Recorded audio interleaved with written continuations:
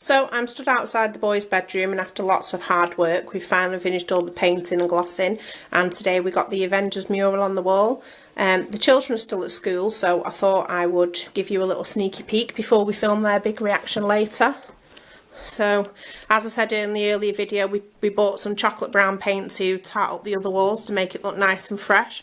We used the blue that came in the bedroom in the box kit to paint either side of the walls, because the mural's only 8 foot by 10 foot, and we could have put it on this wall, but as that's where the boys' beds are positioned, you really lose the effect, and we wanted the full effect. So this is the finished mural, and it looks absolutely fabulous. I'm so pleased with it. It was dead easy to put up. I had a little bit more trouble with the bottom layer. That was again nothing to do with the kit, it was just more to do with our wonky walls.